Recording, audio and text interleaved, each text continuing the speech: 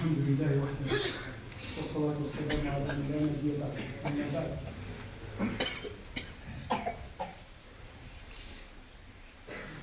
nous allons évoquer deux règles établies par le Coran et la tradition du prophète sallallahu alayhi wa sallam qui nous permettent d'organiser nos rapports avec la pratique musulmane particulièrement. Le Coran et la tradition du prophète, Dieu et son prophète, nous incitent à faire le bien. Nous sommes créés d'ailleurs pour accomplir le bien sur cette terre. C'est notre capital. C'est notre investissement qui nous suit jusqu'à l'au-delà. Notre richesse, notre valeur sûre, c'est le bien que nous accomplissons dans ce monde. Cela doit être le souci premier du musulman. Faire tourner son intelligence dans le sens de faire le bien. Malheureusement, il y a une certaine éducation aujourd'hui qui nous injecte un logiciel inversé, c'est-à-dire faire fonctionner l'intelligence pour le vice. Il y a des gens qui calculent comment faire le bien, il y a ceux qui calculent comment tromper. Donc, ils fonctionnent avec un logiciel inversé. Donc d'abord, faire le bien, il faut le vouloir déjà. Avoir le souci, la volonté. L'irada. Il faut vouloir faire le bien. Puis penser le bien. Et pour mieux penser le bien, le Coran nous a facilité, justement, nous a économisé cet effort. Nous a établi une règle. C'est que le bien, le vrai bien, c'est celui qui commence par le bien, qui se répercute sur celui qui fait le bien lui-même.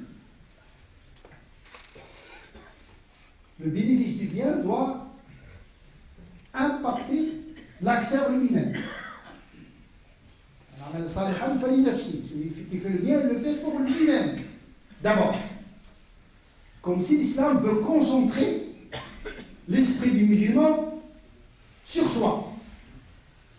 Car l'individu, une fois changé, le monde autour de lui changera.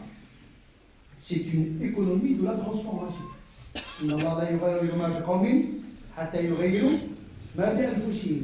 Mais individuellement, chacun doit opérer le changement à son niveau personnel, anfus.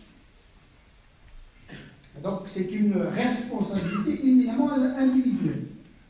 Chacun doit se prendre en charge. Donc, le mérite et la qualité d'un acte de bienfaisance, le khayr, c'est celui qui est rentable pour l'individu lui-même. Nous comprenons dès lors l'importance des 5 prières. C'est la première partie pratique, plutôt la deuxième, après Shahadatayn, et qui a une valeur considérable, puisque c'est la première des pratiques auxquelles nous avons des comptes à rendre à Dieu le jour du jugement dernier. C'est une pratique individuelle, personne ne va faire la prière à votre place. Et là, le plus grand mérite aux yeux de Dieu, celui qui arrive à l'accomplir convenablement, il aura le salut dans l'au-delà. Mais son impact est directement lié à l'individu lui-même. Le jeûne du mois de Ramadan, etc. Bien sûr, la zakat, d'abord c'est une victoire sur soi-même. Donc on pense déjà à se libérer de la possession. D'être possédé, ne pas être possédé, c'est ça la zakat, c'est la croissance et la purification. Donc c'est un acte individuel. On donne de l'argent, abstraction faite du bénéficiaire. Le riche peut bénéficier de l'argent. Celui qui est endetté, le gharimi, peu importe. Le non-musulman peut en bénéficier.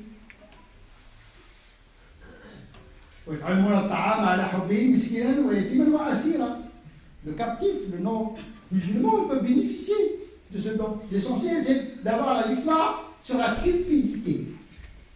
Une libération. Le culte libère l'individu. Donc là, plus de mérite, en vérité. L'émancipation de l'individu est un préalable pour l'émancipation de la communauté. L'émancipation de la communauté est un préalable pour l'émancipation de l'humanité. Mais on ne doit pas brûler les étapes. Et donc le mérite de l'acte, c'est en fonction de l'immédiateté de son impact sur l'individu et sur les proches, puis la communauté, puis l'humanité. Quand vous voyez quelqu'un qui cherche le bien pour les autres, et qui est incapable de le réaliser à son propre niveau, sachez que c'est un menteur. Celui qui est miséricordieux, bien qu'il le soit d'abord envers lui-même. Et celui qui est juste, il faut qu'il le soit avec lui-même. Il faut être juste même. Donc toutes ces valeurs universelles doivent être appliquées déjà à l'échelle individuelle, et c'est là où il y a le mérite de l'acte. Le fadl, tout simplement parce que si l'homme est impacté par son bien qu'il procure à lui-même, eh bien, il va rayonner autour de lui. On ne peut pas exporter au monde quelque chose qu'on n'a pas. On ne peut pas exporter le bien alors qu'on ne le vit bien, on ne le réalise pas à notre propre niveau. Les premiers devoirs nous concernent en tant qu'individu. Entretenir son corps, son intelligence, ses sens. 1 euro que tu dépenses sur toi-même vaut mieux qu'1 euro que tu dépenses sur les autres. Il faut d'abord que tu sortes de la pauvreté. Pas rester dans la pauvreté. Tu donnes aux gens, tu restes dans la pauvreté. Donc tu vas vivre comme un parasite, comme une charge. Non, il faut que tu sois riche pour donner. Mais pour être riche, il ne faut pas se laisser soi-même. Donc c'est une certaine économie spirituelle et morale, égoïste et en même temps altruiste. C'est en s'intéressant à nous-mêmes convenablement qu'on peut distribuer le bien autour de nous. C'est pour cette raison toutes les pratiques de l'islam qui touchent l'individu ont plus de mérite aux yeux de Dieu que les actes que nous faisons à l'égard des autres. Puis viennent les proches. 1 euro que tu dépenses envers ta famille, il vaut mieux qu'1 euro que tu dépenses vers quelqu'un qui est loin, filialement. Et maintenant, il a dit le prophète, tu ne vas pas laisser ta famille dans la précarité, chercher à faire le bien au-delà de la famille. Donc le bien, ça s'organise. Il y a des étapes dans le bien, avec soi-même, avec ses proches, avec sa communauté, avec sa société, avec l'humanité. Mais ce bien, également, ne doit pas être en opposition avec le bien matériel. Le fait de chercher le mérite spirituel dans l'au-delà ne doit pas s'accomplir à n'importe quel prix. Parce qu'il y a des gens qui pensent que l'essentiel, c'est de vouloir plaire à Dieu. Dieu m'a dit ça, il y a dit Hassanat là-dedans, je fonce tête baissée. Comme par exemple des gens qui veulent mourir fils sabilillah. Ils confondent mourir fils sabilillah et chercher la mort. Ça c'est un autre problème. La martyrologie, c'est toute une discipline. Le martyr, c'est celui qui subit la mort et pas celui qui la cherche. Ben oui, le martyr, oui, c'est bien. Mais il ne faut pas se tromper de moyens dans l'accès au martyr.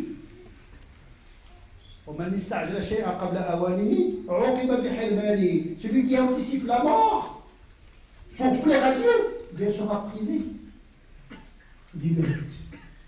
Parce que la mort, elle vient, tu ne la cherches pas. Tu as anticipé ta mort. C'est un suicide déguisé. Donc vouloir le bien, c'est bien. Mais il faut le faire bien.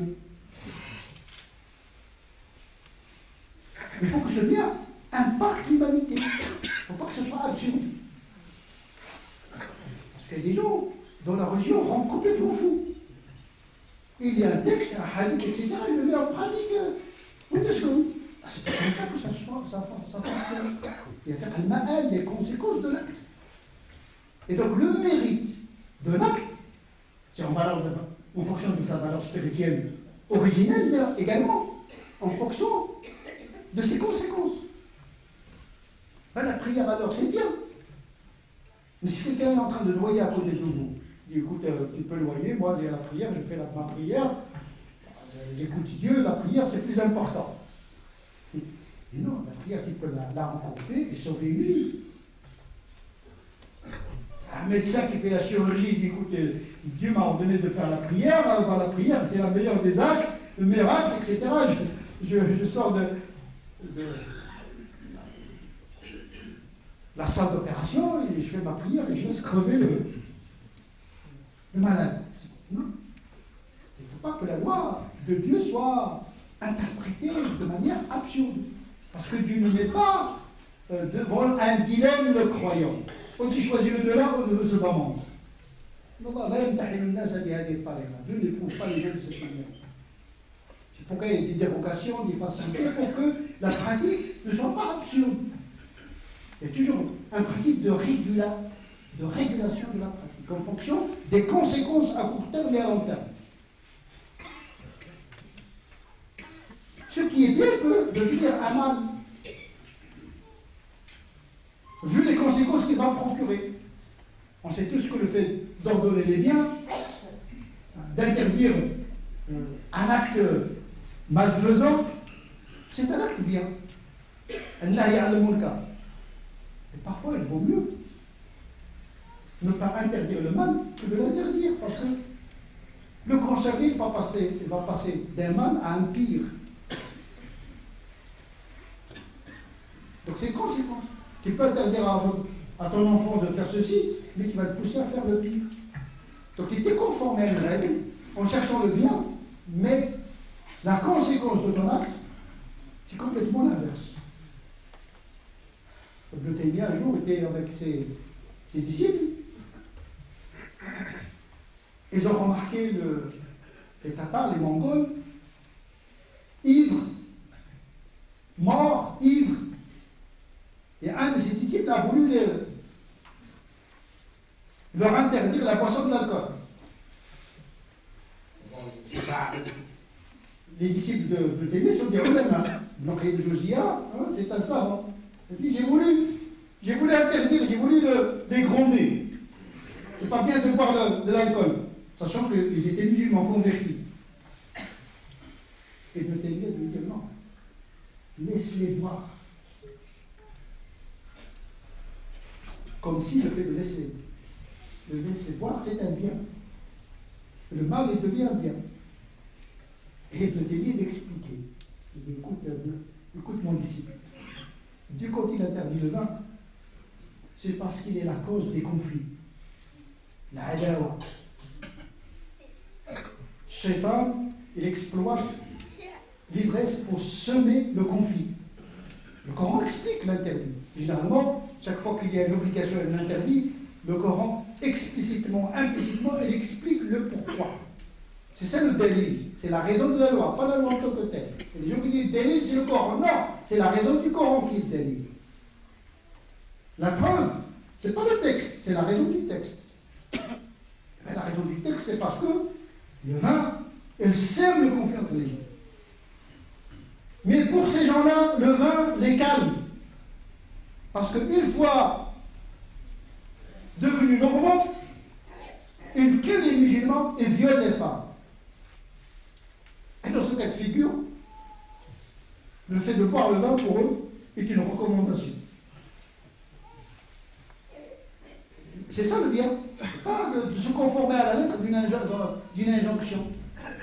Et donc le mérite d'un acte, c'est également en fonction de ce qu'il procure dans ce moment. Pas uniquement le mérite dans le-delà. Parce qu'il y a des gens qui cherchent le jour du jugement dernier. Il faut prendre en considération l'impact dans ce moment également.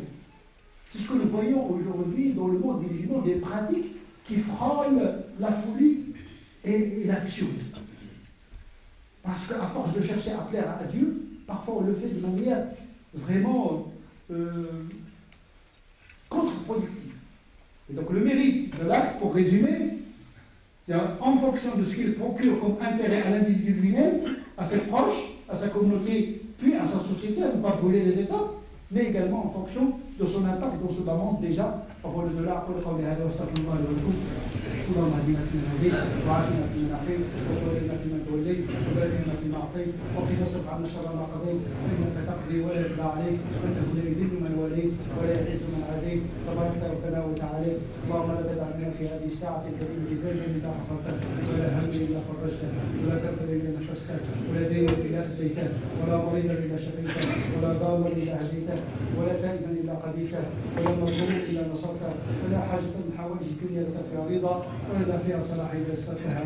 اللهم صل على سيدنا محمد وعلى آل سيدنا محمد كما صليت على سيدنا إبراهيم وعلى آل سيدنا إبراهيم وبارك على سيدنا محمد وعلى آل سيدنا محمد كما باركت على سيدنا إبراهيم وعلى آل سيدنا إبراهيم في العالمين إنك حميد مجيد. سبحان ربك رب العزة عما يصفون وسلام على المرسلين والحمد لله رب العالمين.